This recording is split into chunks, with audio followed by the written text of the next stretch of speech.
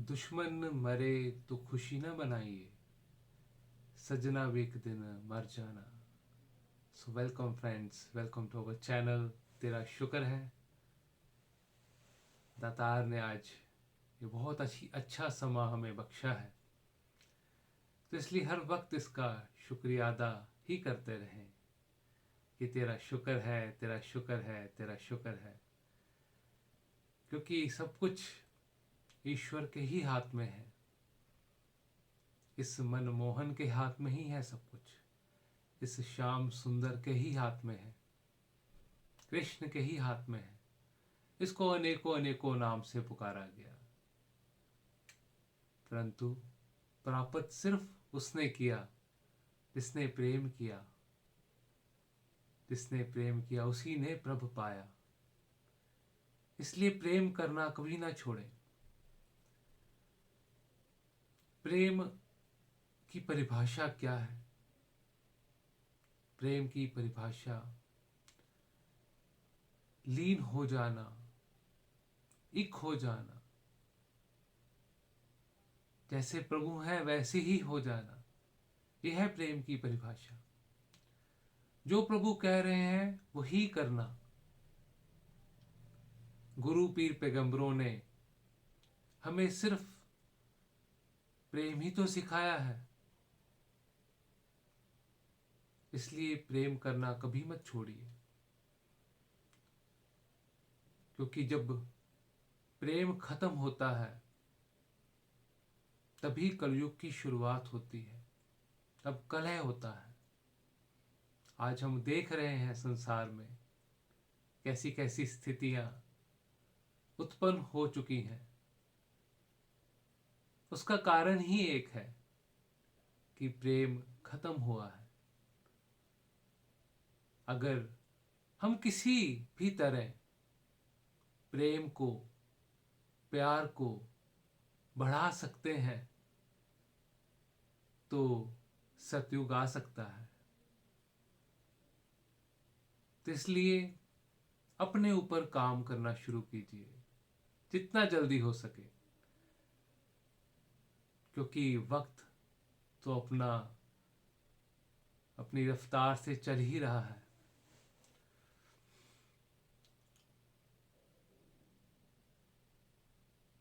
वक्त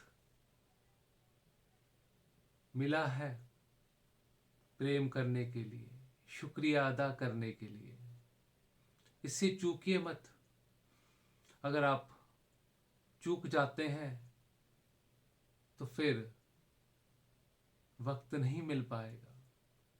ये सुहाना वक्त है, इसको समेट लीजिए, इसको संभाल लीजिए। ये श्याम सुंदर, ये प्रभु सबके हृदय में विराजमान है। उसको देखिए, पहले अपने हृदय में देखिए, वो जरूरी है। जिसने अपने हृदय में इसको देख लिया, इसको निहार लिया, वो ही सब में देख पाएगा। उसको ही समझ होगी कि मुझ में राम, तुझ में राम, सब में राम समायो। सबसे कर लो प्रेम, जगत में कोई नहीं परायो। पराया यहां कोई भी नहीं है। सिर्फ विचारधारा में ही अंतर है। एक घर में भी 5-10 लोग रहते हैं, उनके भी आपस में विचार नहीं मिलते। तो हम देखते हैं कि कई बार लड़ाई झगड़े भी हो जाते हैं। परंतु जो भक्त होते हैं, जो प्रेमी जन होते हैं, वो इस बात को समझते हैं, वो इन चीजों से ऊपर उठते हैं और फिर विचारधाराओं से ऊपर उठकर वो प्रेम करते हैं। वो इन बातों को समझते हैं कि जो रंग बिरंगी जो माया है, जो ये विचारधाराएं हैं, सिर्फ इसमें ही भेद है, प्रभु में भेद नहीं है। ये तो लीला है प्रभु की। धर्म ग्रंथ भरे हुए हैं इन्हीं बातों से।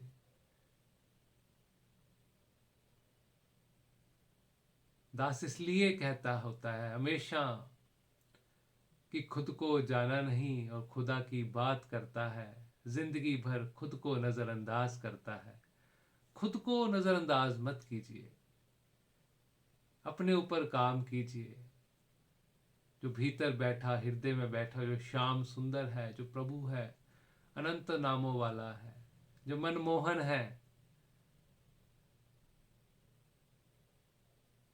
आपको उसको जानना है।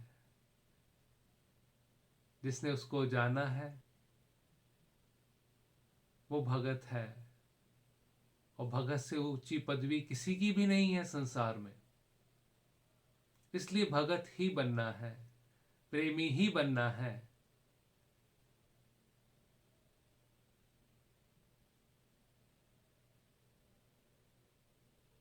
मीरा जैसे प्रेमी, प्रहलाद जैसे प्रेमी, ध्रुव जैसे बनना है। इन महापुरुषों से बहुत कुछ सीखने को मिलता है। हनुमान जैसे, और उनका नाम ही अनंत तक बना रहता है, समय के अंत तक बना रहता है। राम जैसे बनना है, कृष्ण जैसे बनना है। कृष्ण की बात करते हैं। कृष्ण कहते हैं अर्जुन से कि अर्जुन, तुम धर्म को अपनाओ। धर्म क्या है? धर्म को समझो। धर्म कहता है कि अपने पर्सनल बेनिफिट्स को छोड़ो और धर्म के खातिर तुम लड़ो। अगर कोई अधर्मी है, अधर्म कर रहा है, तो उससे लड़ो, उस पर जीत प्राप्त करो। कर्म तो करो, कर्म तुम्हारे हाथ में है। अगर तुम्हें लग रहा है कोई गलत कर रहा है, कोई विचारधारा वाकई में ही गलत है, बहुत बार समझाने के बाद भी वो नहीं समझ रहा, तो फिर कर्म करो। फल की इच्छा मत करो, फल में मत उलझो। क्योंकि अगर फल की इच्छा करोगे, हो सकता है फल तुम्हारे मुताबिक ना मिले, तो फिर भी तुम फंस जाओगे। इसलिए कर्म करो, ज्ञानी बनो, परंतु प्रेम से मत चूकना। देखिए, प्रेम से वही चूकता है जो अज्ञानी होता है। अर्जुन को कहते हैं कि इनका वध कर दो। अर्जुन घबरा जाता है कि क्यों वध कर दूं। कहते हैं कि ये पापी हैं, तुम पापी का अगर वध कर दोगे तो ये और पाप करने से बच जाएंगे, इसलिए वध कर दो। ये धर्म ही है।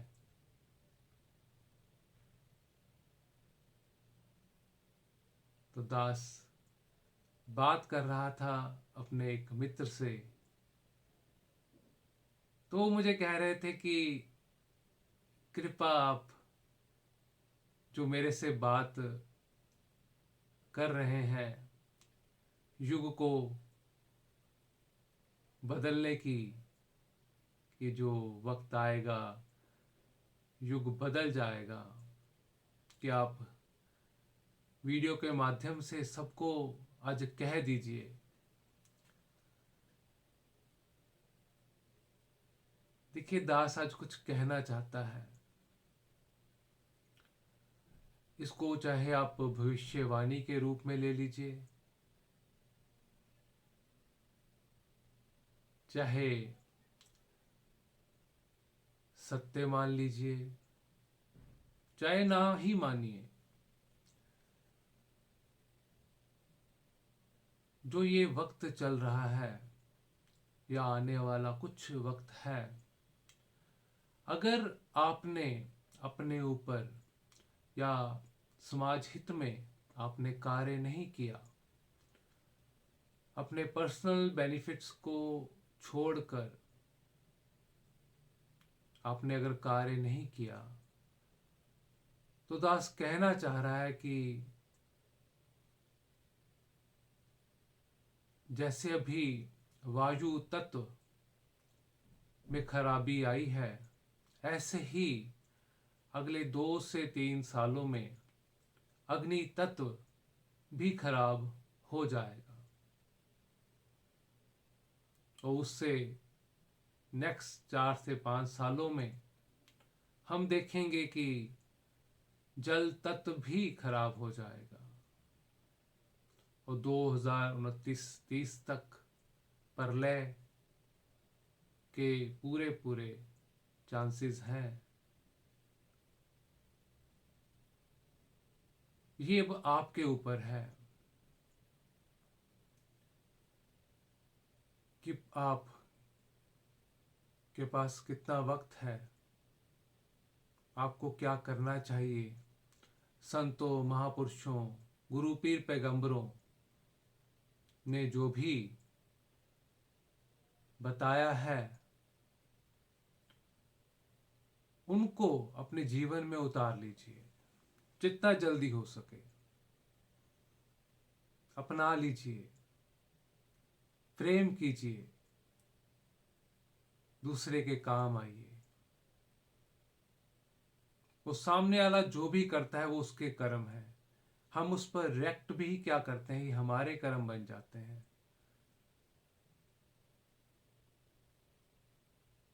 तो इसलिए अपने अच्छे कर्म करना कभी मत छोड़िए और ईश्वर से आप हमेशा प्रार्थना कीजिए कि सबका भला करो करतार, सबका सब विधि हो कल्याण।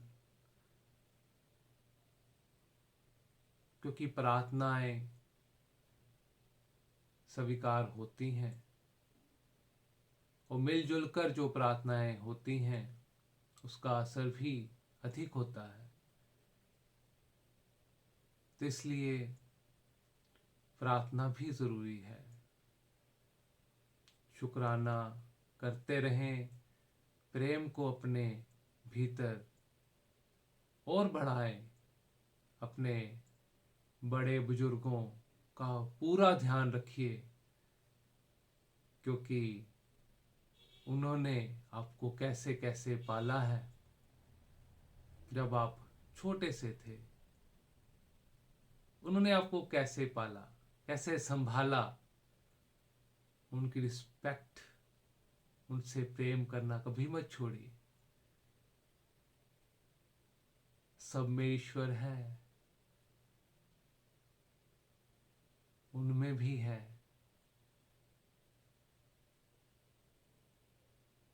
तो इसलिए कृपा कीजिए खुद पर, आप ही बचेंगे। जो सतयुगी हैं वही बचने वाले हैं, कलयुगी नहीं बचेंगे। जो प्रेम नहीं करते,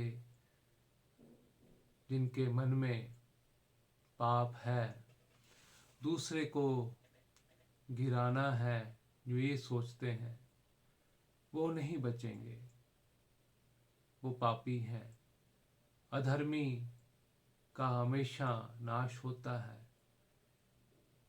तो ईश्वर की लीला ही ऐसी है और ईश्वर सदैव सत्य के साथ ही खड़े होते हैं।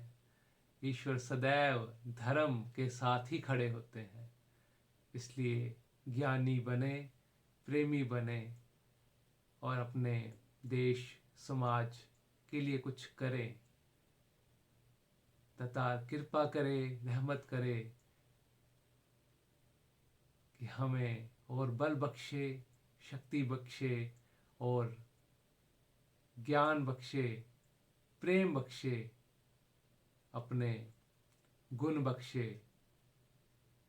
दास और ज़्यादा शब्दों का सहारा ना लेता हुआ यही कहेगा कि तेरा शुक्र है, तेरा शुक्र है, तेरा शुक्र है।